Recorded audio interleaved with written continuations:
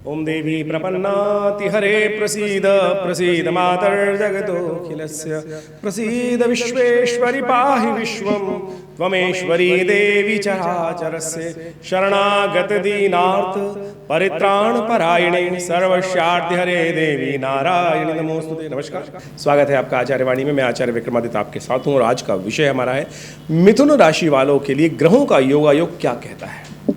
देखिए, मिथुन राशि वालों के लिए ये अप्रैल का जो आरंभ काल है बड़ा ही महत्वपूर्ण है। एक तो आपकी राशि के स्वामी जो है ना, वो वही एक स्वामी जो ग्रह है वो मुख्य परिवर्तन का योग बना रहा है। अस्त होगा, उदय होगा, वक्री होगा, फिर राशि परिवर्तन करेगा। और ऐसे में क्या कुछ प्रभाव, बुध जो है ना एक ऐसा ग्रह माना जाता है और आपकी राशि के स्वामी है कि जो विशेष तौर पे थाली के बैंगन की तरह कार्य करते हैं। इधर गए तो उधर, उधर गए तो उधर, तो ये बड़ी विचित्र स्थिति उत्पन्न करते हैं। और बुध योग्यता का भी बड़ा अद्भुत मालिक है, व्यावसायिक बुद्धि का बड़े मालिक है। मिथुन राशि के लिए स्वामी जो हैं ग्रह, जो विशेष तौर पर बुध ही माने जाते हैं।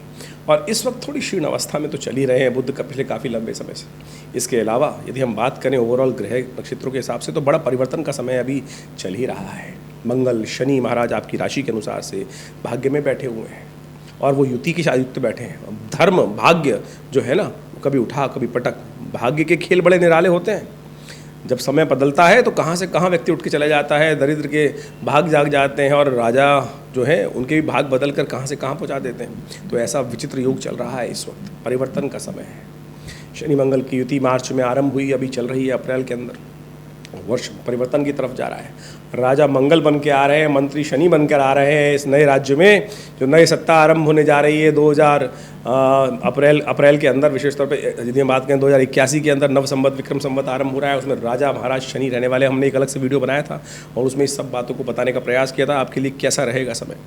ज्योतिषी गणनाओं के अनुसार से बड़ा समय अच्छा रहेगा, महत्वपूर्ण रहेगा और आपके लिए ये परिवर्तन बहुत महत्वपूर्ण योग बना के लेता दिखाई दे रहा है। तो ऐसे में यदि हम समझें कि आपकी राशि के अनुसार से अप्रैल के आरंभ काल में क्या कुछ होने के योग है, तो समझें परिवर्तन का समय है। और ऐसे में विशेष तौर पर एक बात और ध्यान रखने की ज़रूरत है।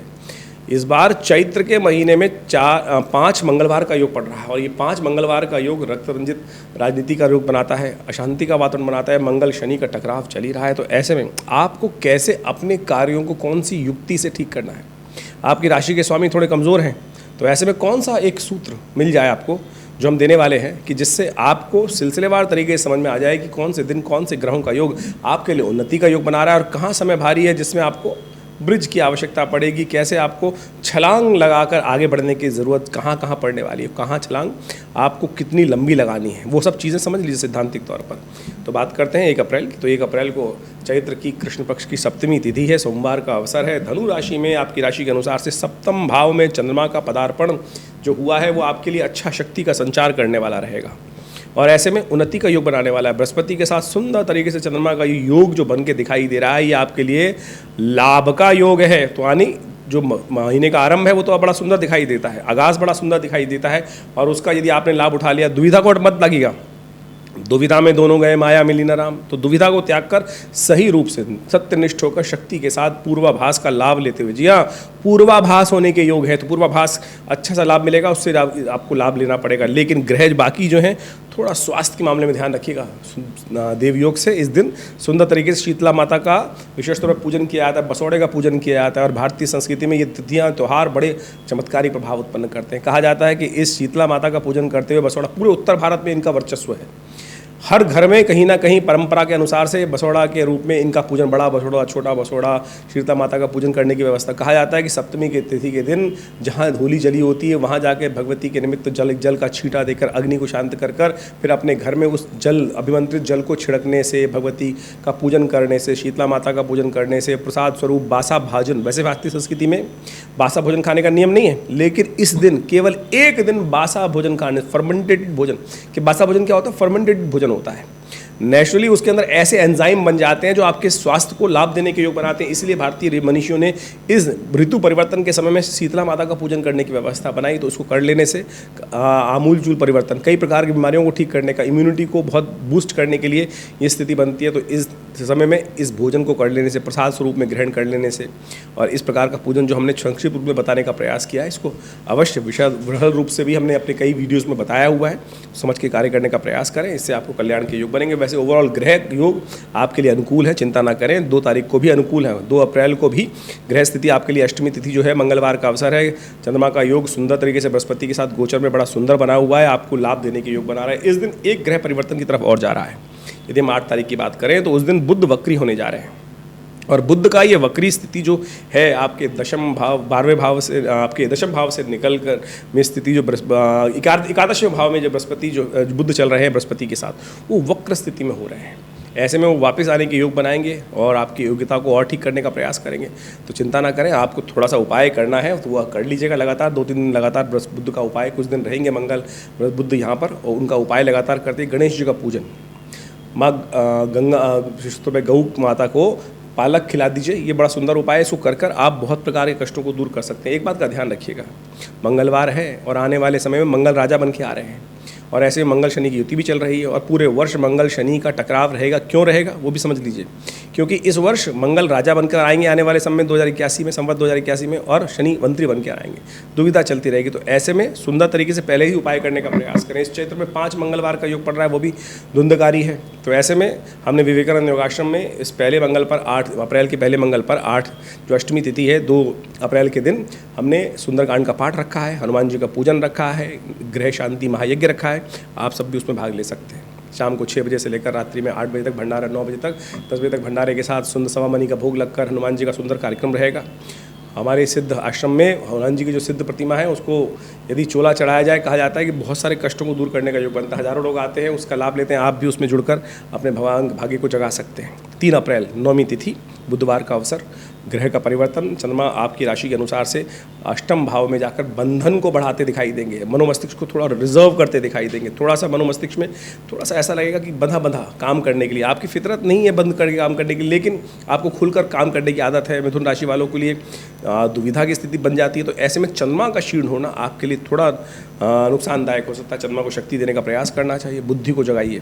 बुध लेकिन अभी अस्त हो गए हैं। इस समस्या ये है कि 3 अप्रैल को बुध मेष राशि में चलते हुए अस्त भाव में हो जाएंगे, तो बुध को जगाने की ज़रूरत है। ऐसे में बुध का मंत्र ओम ब्रांग ब्रिंग ब्रोंग से बुधाय नमः, हरे वस्त्र का धारण करना, भगवान कृष्ण का पूजन करना, देवताओं को हरे वस्त्र अर्पित करना, ये सब उपाय हैं। इनको कर कर आप बुद्ध को शक्ति देने का प्रयास कीजिए। अभी 10-5 अभी लगातार बुद्ध अस्त रहेंगे काफ़ी दिन तक, क्योंकि शनि की तरफ सूर्य की तरफ भागेंगे बुद्ध, और ऐसे में बुद्ध अस्त जो होने से थोड़ी सी ऑर्गेनाइजिंग चीज़ों में कमी आने के योग बन सकते हैं। तो ये उपाय बुद्ध के मंत्र का जप, गणेश जी का मंत्र का जप, रिद्धि सिद्धि दाता गणेश जी का, विघ्नहर्ता गणेश जी का भी ध्यान करना, बुद्ध को शक्ति देने वाला उपाय बताया गया, तो अवश्य करने का प्रयास करना चाहिए, कर लीजिए।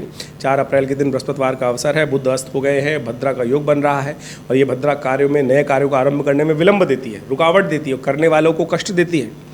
तो ऐसे में नए प्रोजेक्ट, बड़े प्रोजेक्ट जो कर रहे हो तो उनको भद्रा काल में आरंभ नहीं करना चाहिए। कहा जाता है इंद्र ने एक बार युद्ध का आरंभ किया था, भद्रा में हार हार हार हार होती रही। देवगुरु बृहस्पति ने आकर कहा कि भद्रा का ध्यान नहीं रखा, इसलिए 1 वर्ष तक कहा जाता है देवी पुराण के अनुसार से इंद्र ने उस भद्रा पर दोष को हरण करने के लिए उपाय किया, और उस उपाय करने के बाद प्रत्यक्ष रूप से इंद्र ने फिर युद्ध किया और फिर विजय प्राप्त करी। तो आप भी कई बार कैसे कार्य कर लेते हैं कि भद्रा में कार्य कर लेते हैं, फिर दोष लगता है।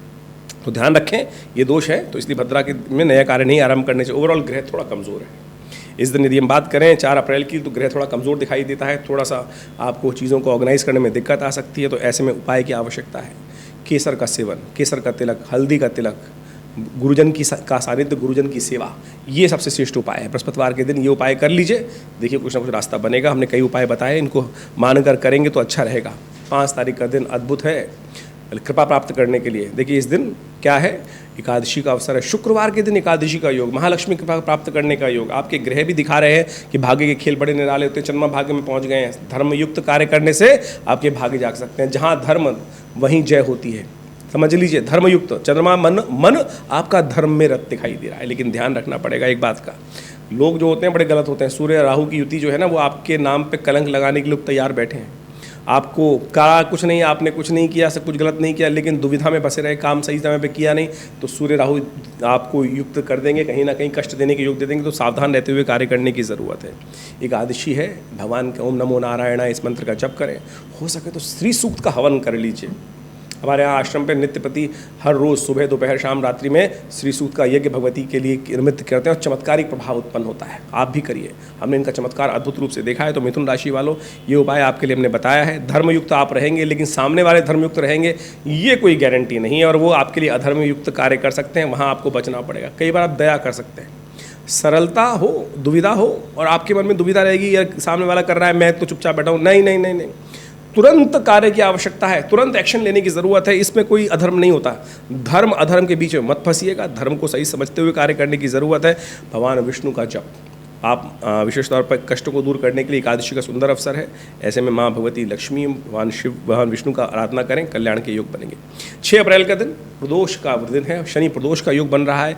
द्वादशी और त्रयोदशी का सुंदर योग है। शनिवार के दिन योग पड़ रहा है, इसलिए शनि प्रदोष का योग है। ग्रह अनुकूल हैं, बड़े सुंदर हैं, लेकिन आने वाले समय की तैयारी करने का दिन है। शनि मंगल की युति चल रही है, जो कष्टकारी है, प्रलयंकारी है, युद्धकारी है और रक्तपात को उत्पन्न करती है, पूरे विश्व में बढ़ाती है, अशांति का वातावरण बनाती है। आपका भी ग्रह की कुंडली के अनुसार से धर्म स्थल में युद्ध चल रहा है, शनि मंगल की युति चल रही है और पूरे वर्ष शनि मंगल का टकराव रहेगा, क्योंकि राजा और मंत्री बने रहेंगे वो।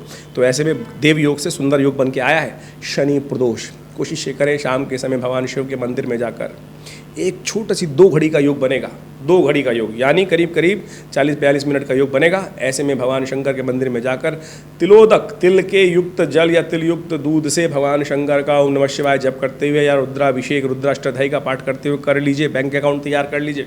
पुण्यों का बैंक अकाउंट करने का समय है। आने वाले 3-4 दिन जो है पुण्यों का अकाउंट इकट्ठा करने की ज़रूरत है, खर्च नहीं करने, एकत्र करने की ज़रूरत है। हम बताने वाले सोमवती अमावस्या भी आ रही है। वर्ष का अंतिम दिवस यानी संवत का अंतिम दिवस जो है सोमवार का दिवस, वो उसका रहने वाला है। तो आज शनिवार के दिन तो ये उपाय कर लीजिएगा। आपके अकाउंट में, पुण्यों के अकाउंट में पुण्यों का वर्धन होगा और वो आपके लिए कष्ट को दूर करने वाला योग रहेगा। 7 अप्रैल का दिन त्रयोदशी उदय तिथि है, चतुर्दशी शय है, मासिक शिवरात्रि का अवसर है, लेकिन भद्रा भी साथ में युक्त है, तो नए कार्य आरंभ करने के लिए दिन अच्छा नहीं दिखाई देता। ग्रहजन प्रभाव के अनुसार से शनि, विशेष तौर पर सूर्य, राहु, चंद्रमा और शुक्र की युति जो है वो आपकी राशि के अनुसार से दशम भाव में हो गई है।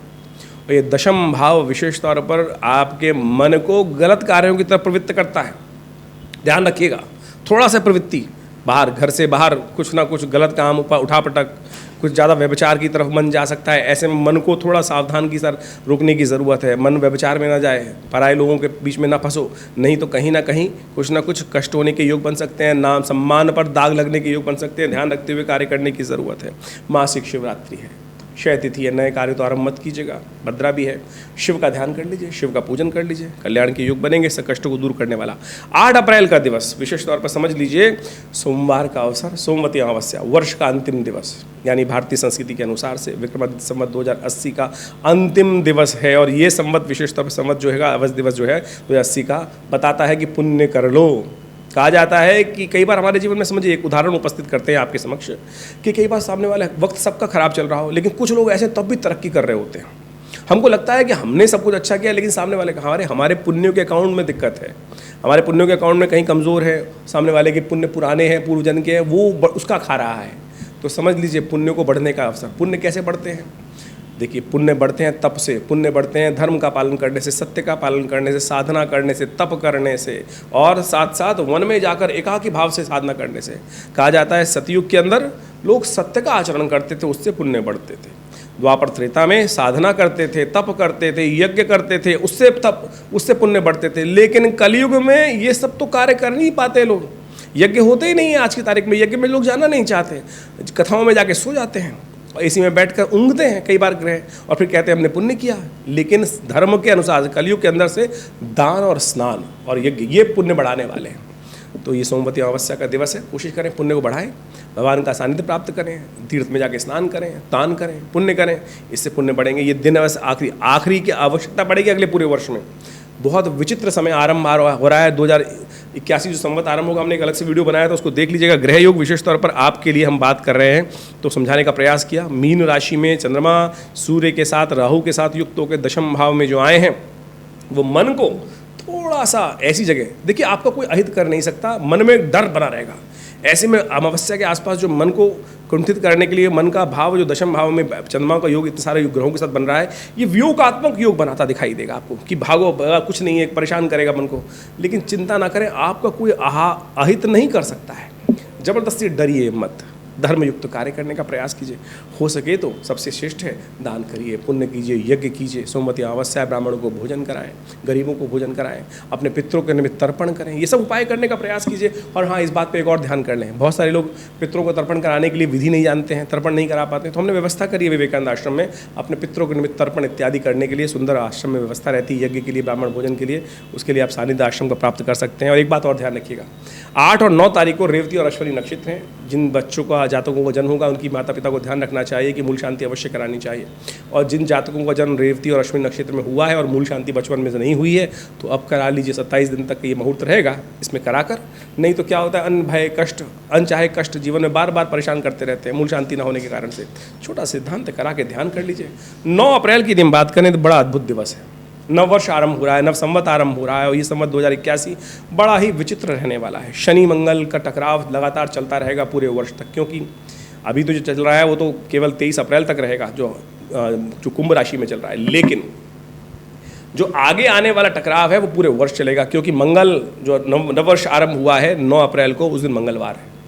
और ये मंगलवार का दिन जो है मंगल राजा को बनाता है और शनि को यहाँ पर विशेष तौर पर मंत्री बनाता है। और ये दोनों विपरीत परिस्थिति के ग्रह हैं और प्रलंकारी ग्रह हैं, और दोनों की दोनों विपरीत स्थिति जो है वो क्लैश उत्पन्न करने के योग देते हैं।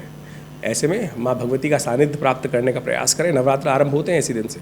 कलश स्थापना 7:30 बजे के बाद की जाएगी और भगवती का जो इस बार पदार्पण हो रहा है, घोड़े पर आरूढ़ होकर भगवती का पदार्पण है, हमारे जीवन में कष्टों को दूर करने वाली। और आपकी राशि के अनुसार से यदि हम बात करें तो बहुत सुंदर योग बन के तैयार है आपके लिए। तो आपको माँ भगवती का सानिध्य लेने का प्रयास करना चाहिए। मेष राशि में चंद्रमा बृहस्पति के साथ बैठकर लाभ की स्थिति प्रशस्त करते दिखाई दे रहे हैं। ऐसे में यहाँ भगवती का, लक्ष्मी का ध्यान करते हुए नवरात्र में भगवती का सानिध्य भी ले लें तो कहा जाता है बहुत सुंदर तरीके से संत महात्माओं की सेवा करते हुए कार्य करने का प्रयास कीजिए।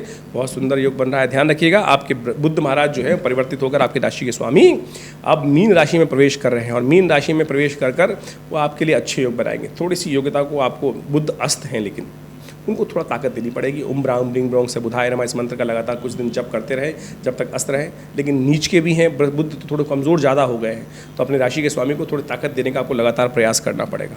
10 अप्रैल की यदि हम बात करें तो उस दिन विशेष तौर पर द्वितीया तिथि है, बुधवार का अवसर है और बुद्ध महाराज आपकी राशि में पदार्पण चेंज कर मीन राशि में आ गए हैं, आपके दशम भाव में आ गए हैं और वहाँ कमज़ोर स्थिति में अस्त और वक्री स्थिति में चली रहे हैं। तो ऐसे में लगातार बुद्ध को शक्ति देने का प्रयास कीजिएगा, अन्यथा चीज़ें आपके सामने होंगी और विचार उसमें ऐसे होंगे कि ट्यूबलाइट की तरह विचार आएगा, लेट में आएगा। तो बुद्ध के मंत्र का जप, गणेश जी का स्तवन, ये सब कर आप कष्टों को दूर करने का योग बनाते रहें, अच्छा रहेगा। ये तो गोचर का प्रभाव है ग्रहों के। इसके अलावा भी आपकी राशि के अनुसार से कौन से ग्रह आपके जन्मपत्री के अनुसार से कहाँ बैठे हैं उसका अच्छा से विचार विमर्श कर आप अनेक कष्टों को दूर करने के योग बना सकते हैं। नवरात्र चल रहे हैं और हमने विवेकानंद योगाश्रम में इस नवरात्र में बड़ा सुंदर यज्ञ रखा है हर बार की तरह। माँ भगवती दुर्गा के सानिध्य में जो भगवती का श्री विग्रह 1947 में मुल्तान से आया, 500 साल पुराना भगवती का श्री विग्रह आदिकाल से सबसे श्रेष्ठ ऐसा मनोकामना सिद्धि का सुंदर योग बनता है। और विवेकानंद योगाश्रम में हर वर्ष चारों नवरात्रों में, 2 गुप्त नवरात्रों में और चैत्र और अश्विन नवरात्रों में सुंदर तरीके से भगवती का प्रसन्न करने के लिए सहस्त्र चंडी महायज्ञ का सुंदर आयोजन किया जाता है, जिसके अंदर 1000 दुर्गा जी के पाठ यज्ञ करने का सुंदर व्यवस्था होती है। आप भी इसमें सम्मिलित हो सकते हैं। माँ भगवती का श्री विग्रह जिनका आप दर्शन कर रहे हैं, ये साक्षात चमत्कारी है। सोचे कहाँ मुल्तान में भगवती का श्री विग्रह करीब 500 साल से विराजमान था और 1947 में ये श्री विग्रह हमारे आश्रम विवेकानंद योगाश्रम में पधारा। तब से यहाँ पर माँ भगवती की नित्य प्रति नित्य आराधना यज्ञ सब होता है। आप भी इस यज्ञ में सम्मिलित होने के लिए अपना नाम आरक्षित कर सकते हैं और माँ भगवती के सानिध्य में बैठकर देखिएगा जीवन में कष्ट पता नहीं कब कहाँ से आ जाएं। और यदि हम भगवान की भक्ति करते हैं ना तो वो कष्ट कैसे सूली का विशेष तौर पर कांटा बन के रह जाता है। तो इसके लिए हमें कोशिश ये करनी चाहिए किसी न ये न किन प्रकार ने भगवान भगवती का नाम स्तवन अवश्य करने का प्रयास करना चाहिए। इस क्षेत्र में हमने बहुत सारे विवेकानंद योगाश्रम कार्य कर ही रहा है। करीब पिछले 40-50 सालों से विवेकानंद योगाश्रम स्वास्थ्य के दृष्टिकोण से बहुत विशेष काम करता है। हॉस्पिटल बनाया गया है, योग प्राकृतिक चिकित्सा आयुर्वेद का भारत सरकार के पैनल पर भी है।